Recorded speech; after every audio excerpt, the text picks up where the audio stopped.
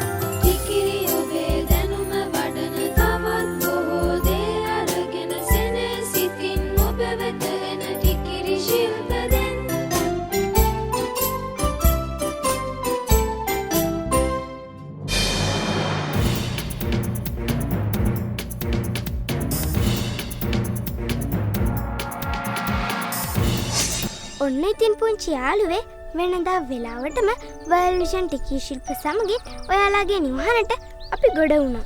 ඔව් යාළුවේ world vision ටිකී ශිල්ප සමගින් ඔයාලාගේ නිවහනට ගොඩ වුණේ මාතලේ දිස්ත්‍රික්කයේ පිළිගමු ප්‍රාදේශීය ලේකම් කොට්ටාසේ ළමා සමාජවල දක්ෂතා ඇති අපේම සහෝදර සහෝදරිය. එහෙනම් අපි මුලින්ම බලන්න සූදානම් වෙන්නේ උඩරට පහතරට සබරගමු නැටුම් සම්ප්‍රදාය තුනම එකතු කරලා හදපු ලස්සන නැටුමක්.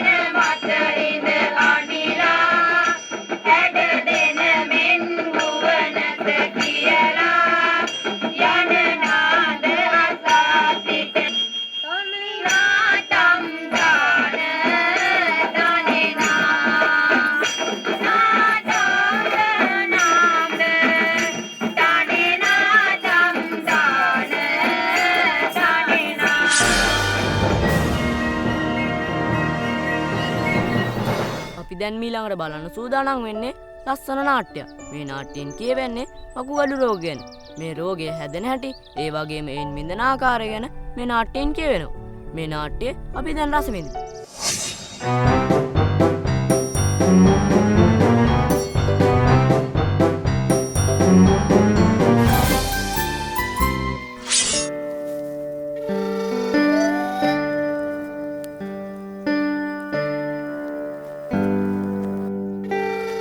දෙවනස මොකද බල?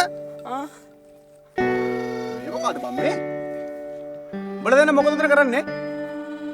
අපි දෙන්න ආලය කරනවා. මොකද්ද යකෝ මේ ආලය කරනවා කියන්නේ? මොන කැංගෙඩියද කියලා කවුද දන්නේ දෙවනස? ඒකෙන් කාරි නෑ. කියපල බලන්න බල මොකටද මේ හට ආවි කියලා? ඈ බල දන්නවද බල මේ ඇවිල්ලා ඉන්නේ කොහටද කියලා? බල මේ ඇවිල්ලා ඉන්නේ යමපුරේට. ඈ බල දන්නවද මම කවුද කියලා? බල දන්නේ නෑනේ. මම තමයි මේ යමපුරේට අධිපති යම රජුරු. බල මොකටද මේ හට ආවේ? අපි දෙන්න ආදරයෙන් ප්‍රේමයෙන් ආලය කර කර ඉන්නකොට අපි දෙන්නගේ සම්බන්ධෙට අපි දෙන්නගේම ගෙවල් වලින් අකමැති වුණා. යවල් බාන්න යවල්ලා. ඉතින් අපි දෙන්නට වෙන් වෙන්නත් බැරි හින්දා වෙන කරන්න දෙයක්වත් නැති හින්දා අපි දෙන්න එකම තැනකදී එකම වෙලාවකදී එකට වස්සපාන තමයි අඩු වැඩියාව. එතකොට මේ උඹලා දෙන්න එවලා තියන්නේ මේ සියදිවි හානි මාර්යා. ගරා දෙවනස මෙහාට වරේ. මොකද බං අපි මුන් දෙන්නට කරන්නේ? අර කොස්සට යනම් කොටාරි චුත කරලා ආ මෙයාව මංගාවට ගරා නෑ නෑ දෙවනස ආ මම මේ කියන්නේ මුන්දෙන දැන් වෙලි වෙලි ඉන්නනේ කැමති. ඔව් මුන්දෙන් අපි ගැරලි හත්මට යමු. අම්මපා ගරා උඹගේ මොලේ තමයි බං මොලේ. ඈ දැන් මට තිබ්බේනේ ඔය මොලේ කලදක්වත්. ඒකනේ දෙවනස මම ළඟින් ඉන්නේ. ආහා ඒකෙන් කාරි නෑ. මේ බල දෙන්න කැමති තාමත් ආදරෙන් වෙලිලා ඉන්නනේ. එහෙමයි දේවයන් වහන්සේ.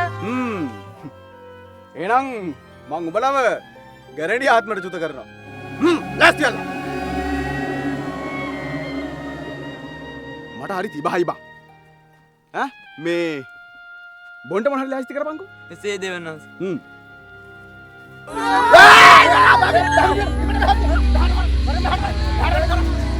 කවුද කො මෙච්චර පරාණ කාලෙකට එකපාරෙම මාරයා?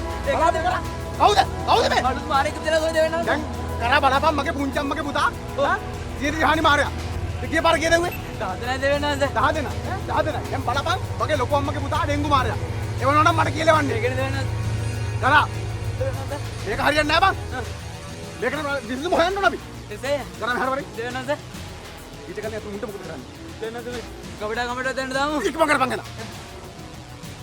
යකෝ. ඈ බලපන් මෙච්චර පරාණ කාර ගොඩක් එකපාරම යම ලෝකෙට එන්නේ.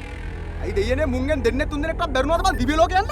එසේ දෙවනස මෙච්චර පරාණ කාර්ය ගොඩක් එකපාර එපු මාර්යා මොකද කියලා හොයාගන්න ඕනේ. එසේ මේ ගරා මේ ප්‍රශ්නේ විසඳුම හොයන්න අපිම යන්න ඕනේ. අපි දැන් හැටු දෙයම මනුස්ස ලෝකෙට වෙස්වලාගෙන යන්න ඕනේ. මේ ප්‍රශ්නේ විසඳුම හොයාගන්න. එසේ දෙවනස මේ ගරා දෙවනස ඔබ ගිහලා කියපම් මකර කටටත් අපිත් එක්ක යන්න ලෑස්ති වෙන්නයි කියලා.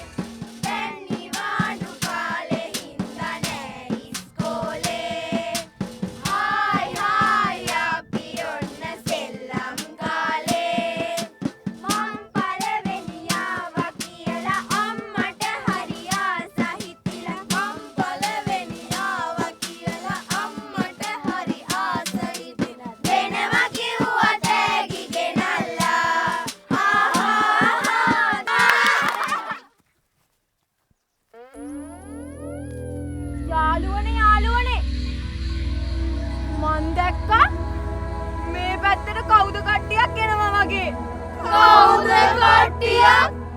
ඔව් දැන් අපි මොකද කරන්නේ? මං කියන්නම්. අපි කට්ටිය හැංගිලා මොකද්ද මෙතන වෙන්නේ කියලා බලමු. හරි.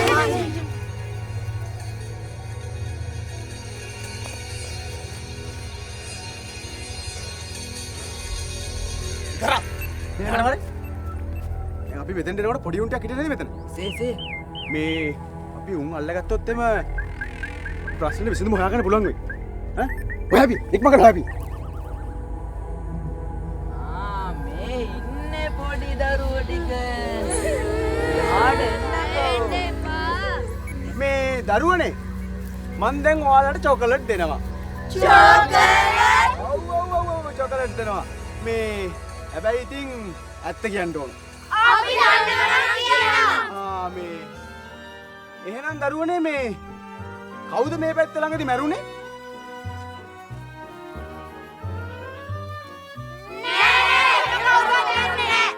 එහෙනම් චොකලට් එපානේ.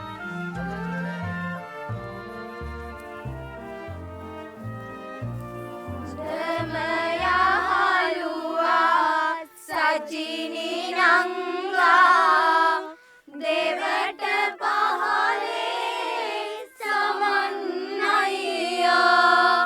සෝමේ කරුණේ සීතනෙන්දා ගියා දුක් දී මරුවා කැන්දා. යකෝ මොකද මෙච්චර උඩ එකපාර මැරලා තියන්නේ? ඒ කියන්නේ දෙවන්නන්ස. ඒකට හේතුවක් දැනගන්න මේ පොඩි දරුවන්ගේ මහල තමයි දෙවන්නන්ස. ඔව් ආපි බලන්න ආපි.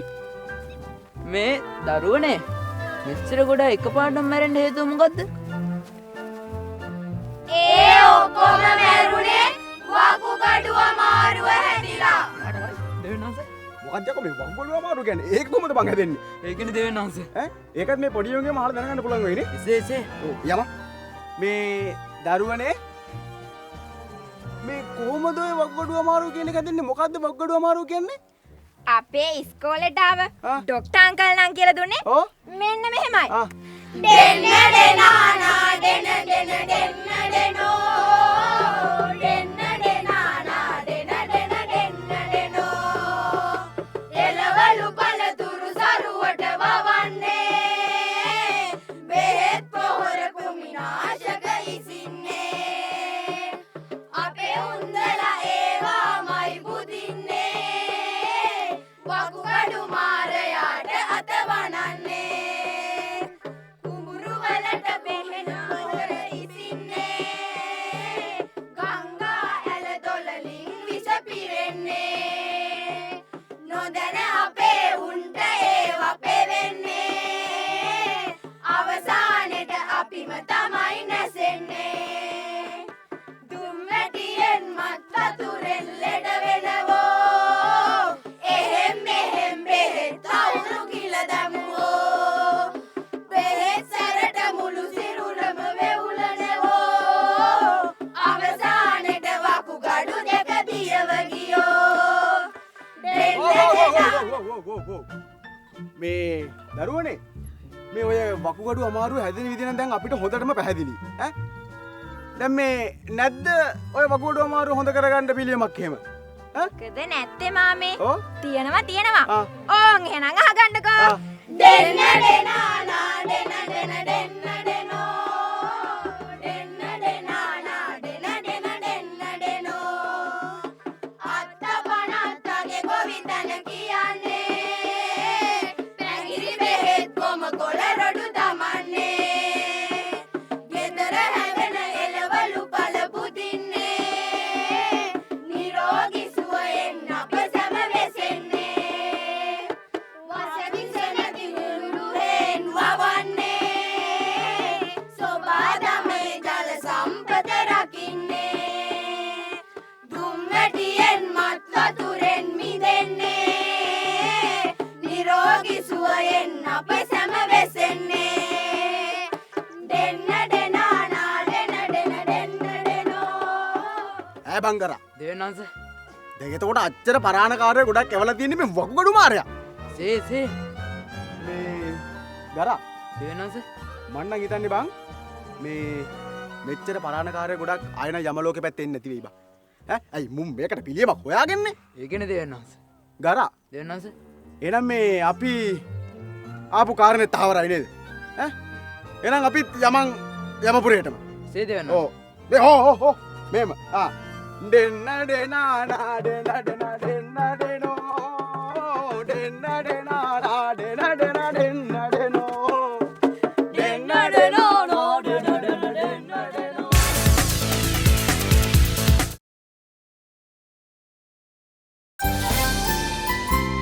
ළමයින් වන අපට ළමා ආරක්ෂණය හා ළමා අයිතිවාසිකම් ගැන බොහෝ දැනුමක් තියෙන්න ඕන. ඉතින් ඒ දැනුම ලබා ගන්න මේ අවස්ථාව. ළමා අයිතිවාසිකම් හා ළමා ආරක්ෂණය පිළිබඳ අපට කියලා දෙන්නේ තිලක් මාමා.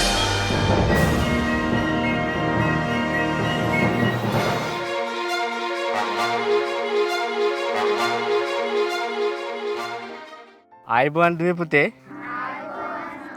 ඉතින් දුවේ පුතේ එක්සත් ජාතීන්ගේ සංවිධානයට අනුව මේ ළමා අයිතිවාසිකම් කාරණා 4ක් ඔස්සේ ඔබේ ජීවිතයට බලපානවා. ඒ තමයි ජීවත් වීමේ අයිතිය, රැකවරණ අයිතිය, සංවර්ධන අයිතිය සහ සහභාගීත්වයේ අයිතිය කියලා. අපි බලමු පුංචි දුවේ පුතේ මේ අයිතීන් කියන එක ඔබේ ජීවිතයට මොන ආකාරයකද බලපාන්නේ කියලා. දුවේ පුතේ ඔබේ ජීවිතයේ අත්‍යවශ්‍ය සහ අවශ්‍ය කියන කාරණා දෙකක් තියෙනවා. එතකොට ඔබේ ජීවිතයේ අත්‍යවශ්‍ය කාරණා තමයි ඔබේ අයිතීන් බවට පත් වෙලා තියෙන්නේ. ඉතින් මේ හොඳ දුවේ පුතේ මට කියන්නකෝ බලන්න ඔබේ ජීවිතයේ අත්‍යවශ්‍ය කාරණා මොනවද කියලා. ඔව් ආහාර පාන සහ නිරෝගී සෞඛ්‍ය තත්ත්වය. තව ආරක්ෂාව ඔබේ ජීවිතයට අත්‍යවශ්‍යයි. අධ්‍යාපනය බොහොම හොඳයි දුවේ පුතේ. අධ්‍යාපනය ඔබේ ජීවිතයට අත්‍යවශ්‍යයි. එතකොට දුවේ පුතේ ඔබේ ජීවිතයේ මේ අයිතිවාසිකම් ඉෂ්ට කරගන්න නම් ඔබේ ජීවිතේ ඉටු කරන්නට අවශ්‍ය වෙන කාරණා කිහිපයක් තියෙනවා. ඒ තමයි වගකීම්. එතකොට ඔබේ දෙමාපියෝ ඔබේ අයිතීන් ඉෂ්ට කරනා වගේම ඔබ සතුව තියෙන වගකීම් කිහිපයක්. නිසියාකාරව අධ්‍යාපනය ලබන්න ඕනේ. දුවේ පුතේ මම මුලින් කිව්වා අද කාලේ ගොඩක් දුරට මේ ළමා අපරජන වැඩි වෙලා තියෙන මේ අත්‍යවශ්‍ය සහ අවශ්‍ය කාරණා දෙක ළමයි හැටියට ඔබට තේරුම් ගන්න බැරි තියෙන අවස්ථාවකදී මට කියන්න දුවේ පුතේ දුරකථනය ඔබේ ජීවිතයට අත්‍යවශ්‍යද අවශ්‍යද? අවශ්‍යයි.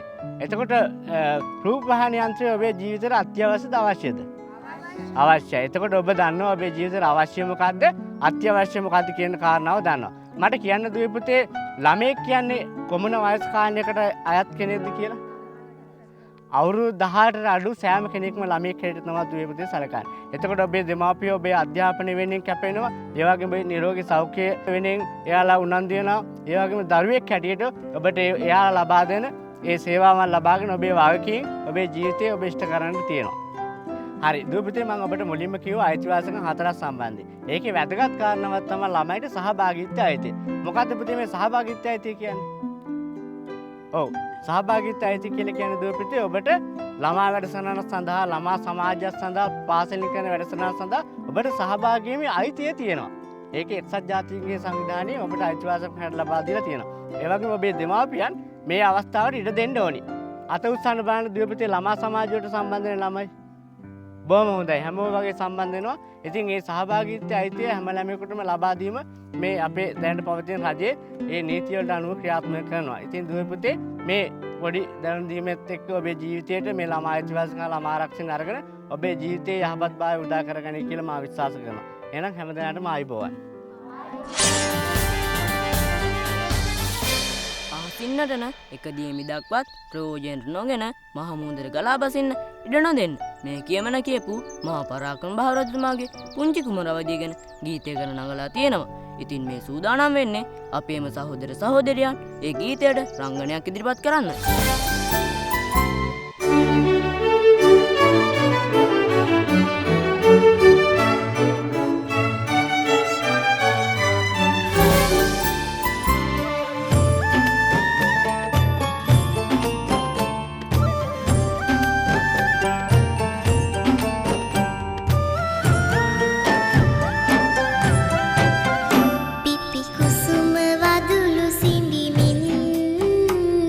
සිර